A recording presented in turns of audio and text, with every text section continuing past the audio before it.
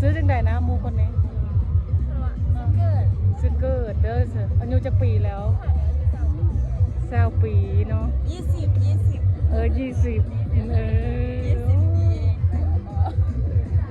มีแต่ผู้สาวงามๆปลุยปลอยอยู่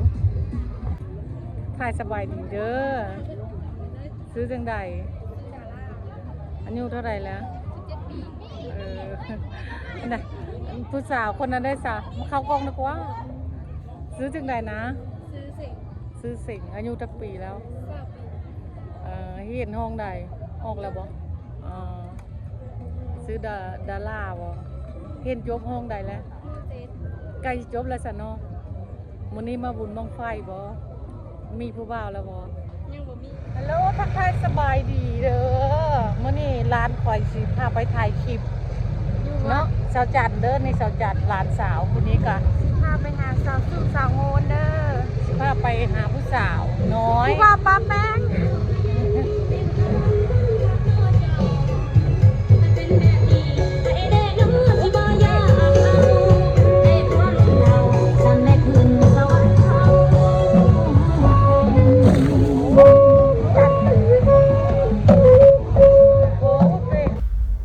ตอนนี้กำลังนั่งรถไปหาสาวองุ่นสาวสู้เนาะอยู่วัดพุ่นละเพิ่นติดดอกไม้แล้วก็บังเอิญบุญงานบุญก็เจอกับสกานสาวจันลงมาส่งอยู่วัดเนาะหาสาวสู้กับสาวองุ่นตอนนี้กำลังสิเจอแล้วเนาะติดดอกไม้อยู่ในวัดเนาะปักดอกไม้แล้วนี่แต่ผู้สาวงามๆในบัดลงนี่สาวงุ่นสาวบดงสราเนี่ย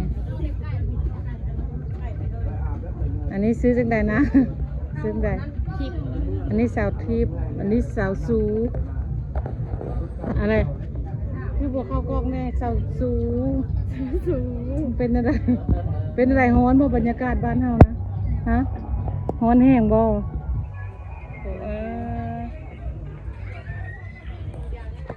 อันนั้นสาวยังสาวนะผู้สาวบดงนะนางญี่ปุ่นนะซื้อจังใด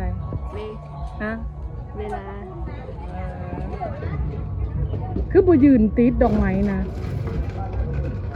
พักผ่อนก่อนพักผ่อนโงนก็ยืนติดแล้วว่าแค่คนมานะ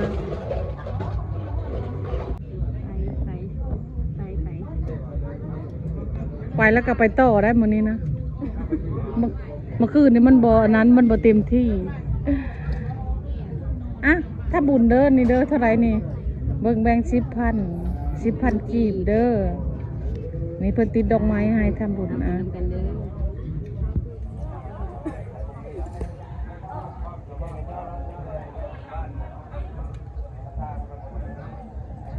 สาวสู้สิบ่ได้กลับหลังจากติดดอกไม้แล้วเดี๋ยวเฮาก็สิพาไปเบิ่งผู้สาวมาเบิ่งบังไฟเนาะสาวผู้ไทยได้เดี๋ยวสเตียงสิพามาเบิ่งผู้สาวจุดบังไฟเนาะเขามาเบิ่งจุดบังไฟสิหลายซำใดไปติดตามชมต่อเด้อพี่น้องมีแต่ผู้สาวซ้ำน้อยมาเบิ่งบังไฟนี่ทุกคน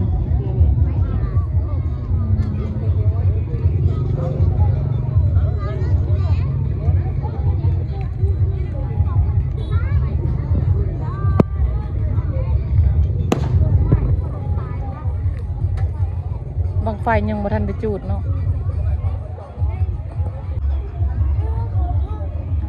ผู้สาวมาเบิ่งบังไฟม้วนบ่บุญนะมานี่ยังบ่ได้เลาะหยังเลยบ่แค่มานี่บังไฟก็ยังบ่ทันได้อันนั้นหรอกเนาะยังบ่ทันได้จุดเนาะซื้อจังใดนี่นะซื้อนมพาเฮ็ดจบแล้วบ่ซื้อจังใดนะซื้อจังใดนะลบมาคนละผู้นั้นได้ซะซื้อน้ำทิพย์มีแต่ผู้งามๆได้ผู้สาวผู้ไทยเลยเนาะโอ้ค่อยก็ได้มีโอกาสมาถ่ายคลิปเพิ่นเนาะทุกคนยังโสดมาเด้อนี่เด้อนี่เด้อโอ้ผู้นั้นก็ขี้อายไปอยู่พุ่นแลว่าเป็นหมู่ไปอยู่พุ่นแลบ่เยอะเข้ากล้องอะไร ธอ FG จนใจเด้สนะเนาะนี่ก็สาวดาราเราออกส่องบ่ฮู้แล้ววะบ่ฮู้ไปถ่ายตลอดเนาะจักว่าออกส่อ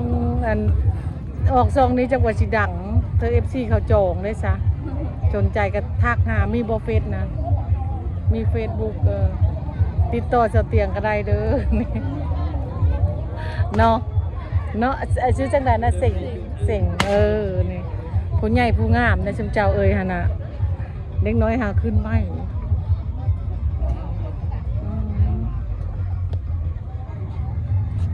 เดี๋ยวมีโอกาสสิมาถ่ายให้เบิ่งนี่เนาะมันบ่มีเวลา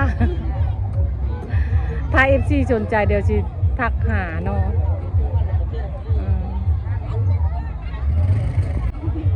ตอนนี้ก็มาเจอผู้สาวเนี่ยแล้วก็เราเลยมาเจอช่องใหญ่เพิ่นเนาะทักทายสบายดีช่องเบาโหดบ่อันแนะนำช่องนะก็บ่ผู้ใดฟังลาวเด้อผู้โทรมานะไปซักลายเห็นแล้วบ่ช่องผู้ใดฟังลาวเด้อผู้ใดอยากเบิ่งผู้สาวผู้ไทยก็ตามไปหั่นเด้อสาวผู้ไทยหลายกองอยู่หั่นล่ะเนาะหลายขนาดช่องเจ้านะนี่ล่ะมาเจอเพิ่นมาลินบุญบังไฟหลายอยู่ได้พี่น้องเอ้ยหลายคนอยู่ได้นี่เพิ่นก็มาถ่ายสาวๆนี่หลายขนาดมาเจอเพิ่นอยู่บุญบังไฟบ้านดงธดา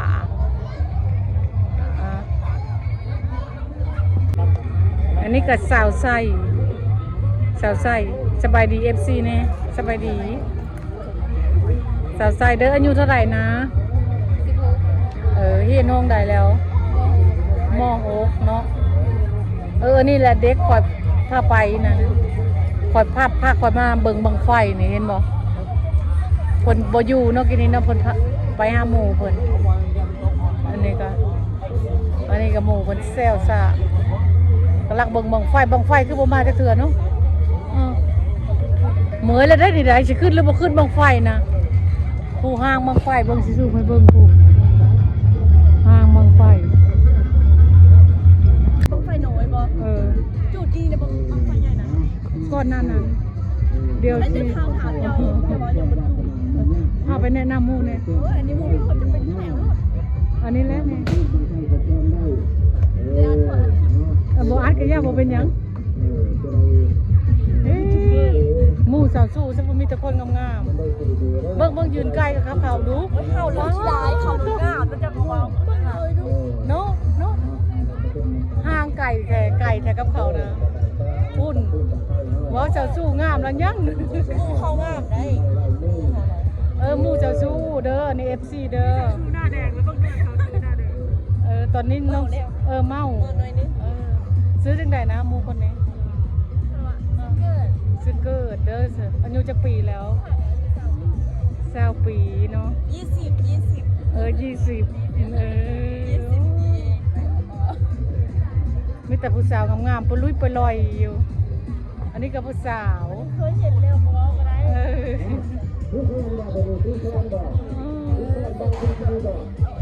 อันน่ะคือบ่มาเบิ่งบังไฟแสนมันขึ้นเฮ้คักอะไรนั่นน่ะฮะบังใหญ่ๆนั่นได้เลอแต่น้อยๆแล้วนี่นะน้อยแล้วก็ยังเบิ่งจะบังไฟใหญ่อยากเบิ่งบังไฟใหญ่เดี๋ยวสิให้เบิ่งเนาะถ่ายคลิปไว้แล้วขึ้นบัง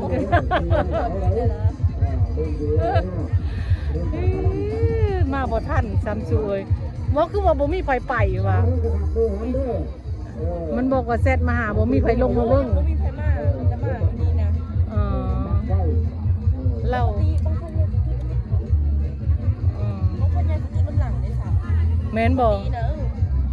แม่นอันนั้นมันเป็นของแบบกลางซื้อมั่งซะคนหลายแห้งคักสุด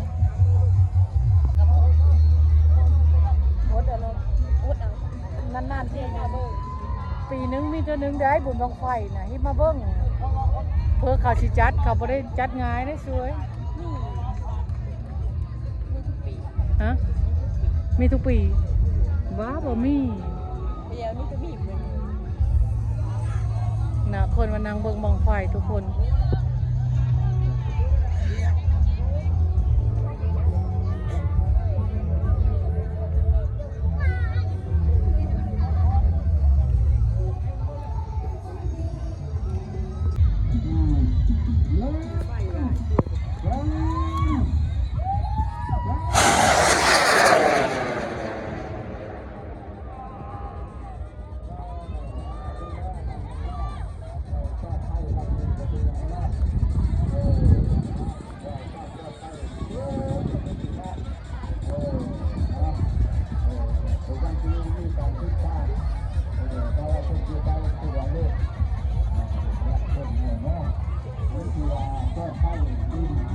บังไฟขึ้นงามขนาดเนาะบังไฟแสนพี่น้อง